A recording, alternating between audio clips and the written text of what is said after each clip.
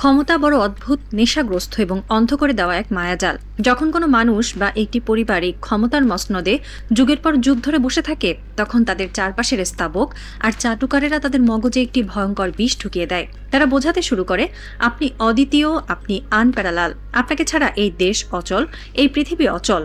এই স্তুতির সাগরে ভাসতে ভাসতে একসময় রক্তমাংসের মানুষগুলো নিজেদের ঈশ্বর বা ফেরাউন ভাবতে শুরু করে। তারা ভুলে যায় যে তারা মাটির তৈরি এবং একদিন এই মাটিতেই তাদের মিশে যেতে হবে।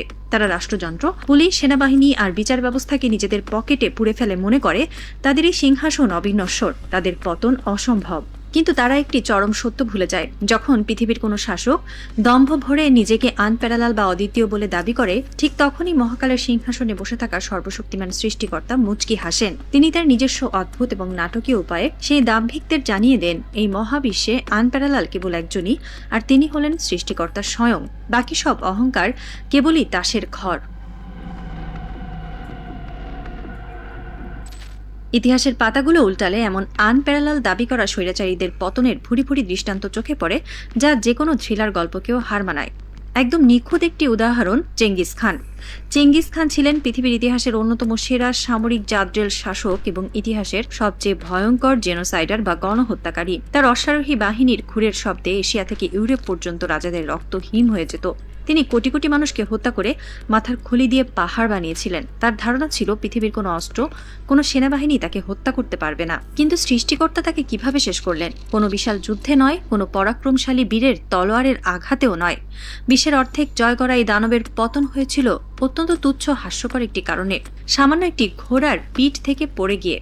ঘোড়া থেকে পড়ে যাওয়ার পরে তিনি আঘাতে ধুকে ধুকে মারা যান। নমরুদের কথা মনে আছে? নিজেকে খোদা দাবি করা সেই নমরুদ, যার বিশাল সাম্রাজ্য আর অট্টালিকার অহংকার আকাশ ছুঁয়েছিল।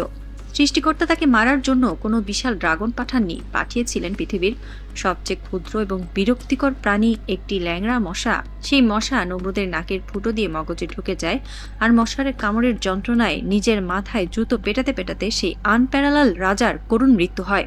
গ্রিক বীর আলেকজান্ডার দ্য গ্রেট, যিনি পুরো পৃথিবী জয় করার স্বপ্নে মত্ত ছিলেন, তার মৃত্যু হয়েছিল মাত্র 32 বছর বয়সে, সামান্য একটি মশার কামড়ে হওয়া ম্যালেরিয়া বা টাইফয়েড জ্বরে। ইতিহাস বারবার এই মেসেজটাই দিয়ে যায়, পরাশক্তিদের অহংকার চূর্ণ করার জন্য সৃষ্টিকর্তার কোনো বিশাল আয়োজনের প্রয়োজন হয় না। প্রকৃতির একটি ছোট্ট তুচ্ছ ইশারাই যথেষ্ট। এবার ইতিহাসের সেই অমোঘ সূত্রটিকে আমাদের চোখের সামনে ঘটে যাওয়া 5 আগস্টের বাস্তবতার সাথে মিলিয়ে দেখুন। গত 15 বছর ধরে বাংলাদেশে কি চলছিল? শেখ হাসিনা এবং তার পরিবার নিজেদের আক্ষরিক অর্থেই আনপ্যারালাল হিসেবে প্রতিষ্ঠিত করেছিল। মন্ত্রী, এমপি, আমলা থেকে শুরু করে রাস্তার পাতি নেতা পর্যন্ত সবাই একটা কথাই বলতো, নেত্রী ছাড়া বাংলাদেশ অন্ধকার, ওনার কোনো বিকল্প নেই। তারা এমন এক ভয়ের রাজত্ব, এমন এক আয়নাঘর আর পুলিশি রাষ্ট্র কায়েম করেছিল যে দেশের 18 কোটি মানুষের মনেও একটা বদ্ধমূল ধারণা তৈরি হয়ে গিয়েছিল। দেশের প্রতিটি সাধারণ মানুষই মনে মনে ভাবত, এই মহিলার পতন তো স্বাভাবিকভাবে কোনোদিন সম্ভব নয়। হয়তো তার মৃত্যু ছাড়া এই দেশ স্বৈরাচারের হাত থেকে মুক্তি পাবে না। আমরা সবাই ভেবেছিলাম হয়তো কোনো ভয়ঙ্কর সামরিক কূ হবে, হয়তো বড় কোনো আন্তর্জাতিক যুদ্ধ লাগবে, তবেই হয়তো এই দুর্ভেদ্য সরকারের পতন ঘটবে। কিন্তু সৃষ্টিকর্তা কি করলেন? তিনি এই অহংকারী রক্তপিপাসু স্বৈরাচারের পতন ঘটাতে কোনো সেনাবাহিনী পাঠালেন না। তিনি পাঠালেন এই দেশের সাধারণ নিরস্ত্র কিছু ছাত্রছাত্রীকে, যাদের হাতে ছিল না কোনো বন্দুক, ছিল না কোনো বিদেশি ফান্ডের জোর। আবু সাইদ বা মুগ্ধদের মতো সাধারণ তরুণরা যখন 2 হাত প্রসারিত করে বুলেটের সামনে বুক পেতে দিল, তখন সেই আনপ্যারালাল স্বৈরাচারের সিংহাসনের ভিত কয়েকদিনের মধ্যেই বালির বাঁধের মতো ধসে পড়ল।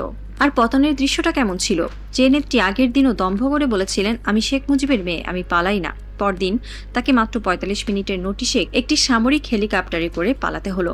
তার এই পতন কোনো বিরচিত পতন ছিল না, তার পতন হয়েছিল ভন ভন করা ঠুনকো মাছির মতো।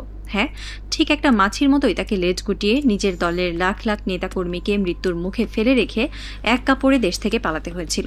যে নেত্রী নিজেকে বাংলাদেশের অবিচ্ছেদ্য অংশ ভাবতেন, আজ তিনি ভিনদেশের একটি অজ্ঞাত সেফ হাউসে বন্দী আছেন। তার কাছে আজ একটি পাসপোর্টও নেই। প্রকৃতির এই নির্মম এবং নাটকীয় প্রতিশোধের চেয়ে বড় কোনো থ্রিলার কি হলিউডের কোনো স্ক্রিপ্ট রাইটার লিখতে পারবে? ইতিহাসের এই নির্মম রসিকতাগুলো কেবল অতীত নয়, এগুলো হলো বর্তমান এবং ভবিষ্যতের জন্য সবচেয়ে বড় সতর্কবার্তা। আজ যখন আমরা ভারতের দিকে তাকাই, তখন সেখানেও আমরা দেখতে পাই এক নতুন ফেরাউনের উত্থান। নরেন্দ্র মোদী এবং তার কট্টরপন্থী আইএসএস সরকার আজ নিজেদের আনপ্যারালাল ভাবতে শুরু করেছে। তারা মনে করে হিন্দুত্ববাদের বিষাক্ত আফিম খাইয়ে আর ইডি সিবিআই দিয়ে তারা অনন্তকাল ভারতের 140 কোটি মানুষকে শাসন করবে। তারা প্রতিবেশী রাষ্ট্রগুলোকে অবজ্ঞা করছে। তারা বাংলাদেশের মতো একটি স্বাধীন রাষ্ট্রকে নিজেদের পেছনের উঠোন ভেবে ছড়ি ঘোরানোর চেষ্টা করছে। তাদের উগ্রপন্থী নেতারা প্রকাশ্য জনসভায় দাঁড়িয়ে অখণ্ড ভারতের হুঙ্কার দিচ্ছে আর বাংলাদেশের মানচিত্র গিলে খাওয়ার স্বপ্ন দেখছে। কিন্তু তারা ভুলে গেছে, অহংকারের চূড়ায় বসে থাকা মানুষগুলোর পতন সবসময়ই সবচেয়ে ভয়াবহ হয়। মোদির এই রিগড সিস্টেম বা জালিয়াতি সাম্রাজ্য হয়তো বাইরে থেকে খুব শক্তিশালী মনে হচ্ছে, কিন্তু ভেতরে ভেতরে ভারতের সাধারণ মানুষ, কৃষক, শ্রমিক এবং জেনজি প্রজন্মের তরুণদের মনে যে ক্ষোভের বারুদ জমছে তা যে কোনো দিন বিস্ফোরিত হতে পারে। যে সৃষ্টিকর্তা চেঙ্গিস খানকে একটি ঘোড়ার পিঠ থেকে ফেলে দিয়ে মারতে পারেন, যে সর্বশক্তিমান আল্লাহ শেখ হাসিনাকে ঠুনকো মাছির মতো দেশছাড়া করতে পারে, সেই প্রকৃতির কাছে মোদি বা অমিত শাহের এই মেকি হিন্দুত্ববাদী সাম্রাজ্য গড়িয়ে দেওয়া কেবল সময়ের ব্যাপার মাত্র।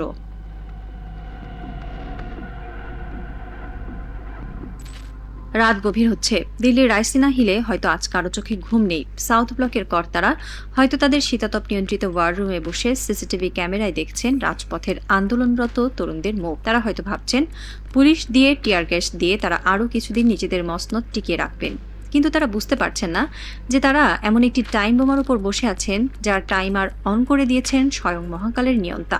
একটি রাজনৈতিক এবং মনস্তাত্ত্বিক থ্রিলার আজ তার সবচেয়ে চরম এবং শ্বাসরুদ্ধকর ক্লাইম্যাক্সে এসে দাঁড়িয়েছে।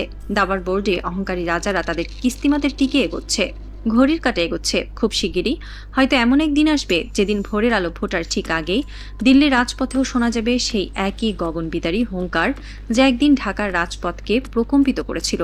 সেদিন ভারতের তরুণরাও বুক পেতে দিয়ে বলবে, হয় মুক্তি নয় মৃত্যু। সাসপেন্স এখন তুঙ্গে। এই তরুণ প্রজন্মের পারমাণবিক প্রতিরোধী আন্দোলন কি সত্যিই ভারতের ইতিহাসে এক নতুন অধ্যায় লিখবে? মোদী কি পারবেন এই আসন্ন গণঅভ্যুত্থানের সাইক্লোন থেকে নিজের মসনদ বাঁচাতে, নাকি শেখ হাসিনার মতোই তাকেও কোনো এক মেঘলা দুপুরে একটি সামরিক হেলিকপ্টারে চড়ে ক্ষমতা আর দম্ভের রাজপ্রাসাদ ছেড়ে চিরতরে পালাতে হবে? অপেক্ষা কেবল সেই চূড়ান্ত বিস্ফোরণের। কারণ এই মহাবিশ্বে যখনই কোনো মানুষ বা পরিবার নিজেদের আনপ্যারালাল ঘোষণা করে, সৃষ্টিকর্তা তখনই তার সবচেয়ে নিপুণ এবং নাটকীয় স্ক্রিপ্টটি লেখা শুরু করেন। মেঘ ঘনীভূত হচ্ছে আর ইতিহাস নিঃশব্দে অপেক্ষা করছে এক প্রলয়ঙ্কারী সাইক্লোনের, যে সাইক্লোন ধুয়ে মুছে সাফ করে দেবে অহংকারীদের সমস্ত মেকি রাজত্ব। খেলা তো কেবল শুরু।